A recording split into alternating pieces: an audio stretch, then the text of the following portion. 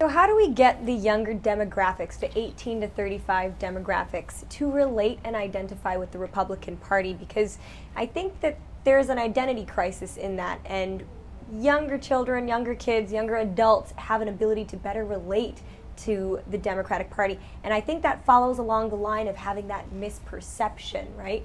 So how do we get people to identify within that younger age bracket with the Republican Party? What are some strategies? What can we do to get them out there? Well, I think you touched on a very important issue.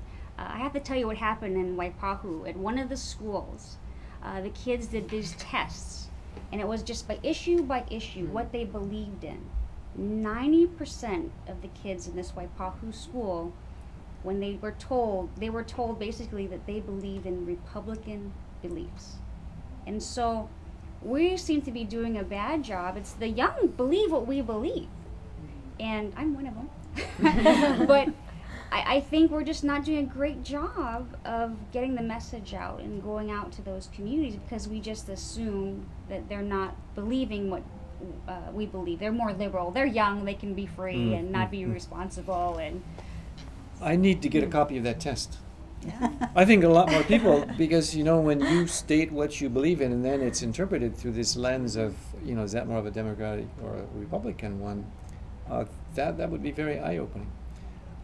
I didn't necessarily look at it as recruiting particularly Republicans, but I want to put a plug in that my office is recruiting interns to learn about their government, to have a governance experience. And I found, and I don't know what your experience has been, but my interns have reported back to me that because I was in your office, I got my school of choice. Right now, if you're smart, it doesn't guarantee you to get into any school, because everybody's got 4.0s and 4 point even above. But they said because we have outside extracurricular governance, legislative experience, it's good. So anybody in the Hawaii Kalama Valley area looking for an internship, and I'm going to use this as a plug, come and join me. For those of you who want to catch koki frogs, also come. We've got a koki frog task force going. So you want to get people excited about politics. I mean, those are the practical everyday things, and they can come in and sit in hearings, and they can do all kinds of stuff. And I want to put in a plug for the small businesses in Kailua, that before you drive over the hill to a big box store or a big shopping center, take a look at the small businesses right within our Kailua area and look at those places as a place to do your shopping. Those small businesses are really struggling. I don't mean that the others aren't, the larger ones aren't, but those small businesses are owned and employ local people right in our community, and they need some help now.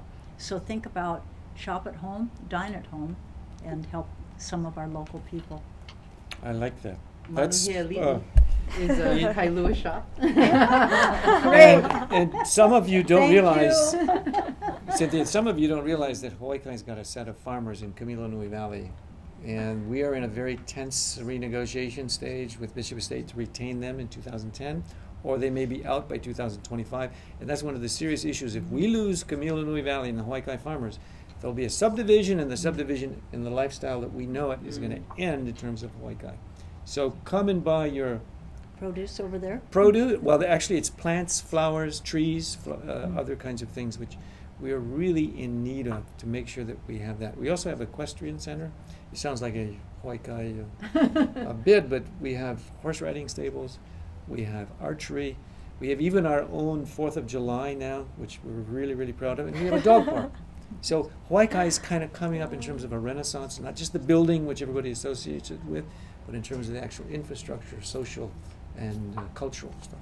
You know, I wanted to share a little fun thing because I think one of the parts about breaking down that stereotypical Republican image is that we're approachable. And I wanted to say that the four of us, I've had actually some experiences with each and every one of us having to do with leading by example in regards to health.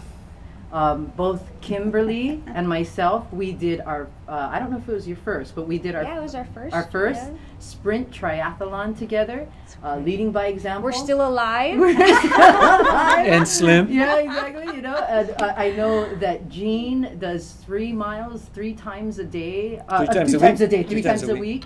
And Cynthia and I, when we would have a little break during the legislative session, we would go out with our little pedometers and we would walk around the Capitol until they called us back in. And that was so that we could talk about business on the floor and whatever we needed to, but really led by example on trying to live healthier lives. And so, you know, we're no different than the people out there that need to think about these things. We're talking about the rising cost of healthcare. We talk about how we can personally make a contribution to that by keeping ourselves healthy as much as we can. You know, so those are the kind of things that I'm hoping that people out there will see. We're people just like them. And we have issues just like them. Leading by example. Exactly. This is one of the greenest members in the whole legislature. But I want to share that you can go greener rather than driving your car when you go door to door. You can go by Segway, of which I started this time around. Get a Segway, it's 2 cents a mile. I go by foot power. Oh, that's even cheaper. As long as you don't drive out, and then, okay, as long as you don't use your car, you're in good shape. We have a couple minutes left. Did you guys want to use this time to reach out to your viewers and send them a message? You want to leave them with anything? Anything in particular? Personally, I just want to thank the people of Hawaii for allowing us to serve you. We're very excited about this legislative session. We as Republicans, we do want to congratulate Barack Obama. We are proud of him as being a local boy from Hawaii. And so we're very excited. We already work across the aisle in a bipartisan manner all the time. And so I know that our governor and our legislature will do that as well. I would like to echo that same thing, saying that, you know, we are a great country, we're blessed, we have a great democracy. We're all Americans first, Republicans second, or Democrats second, and we're behind our president. Let there be no doubt whatsoever, regardless of what label people have. But for the people of Hawaii, I would say this message: thank you for the opportunity to serve you again.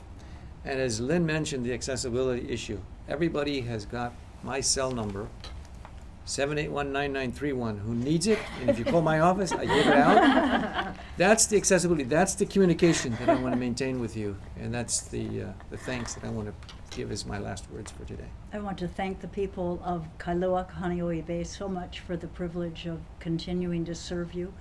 I look at it as a collaborative, cooperative effort. My office is always open. I usually answer the phone myself. Call me, 586-6480. That's the landline, which I hope stays in existence. And, and I deeply appreciate the opportunity. Let me know if I can help you with any matters, and I wish everyone a wonderful holiday season. And definitely same here with me. I'm just very grateful to be in the position to be able to represent the people of my district. Thank you very much. We're in this together. It's all of us together, people out there, people in the Capitol. There's no time or we shouldn't waste or expend our energy on anything but focusing on the issues of the day that we need to do together. So thank you very much for this opportunity. We really appreciate it. And I would just like to go ahead and thank these caucus members for joining us here today and informing us on current legislation and things that we need to do to produce a better government. Please keep in tune in the future. Thanks for joining us, and look forward to seeing you guys in the future. Thank you and mahalo.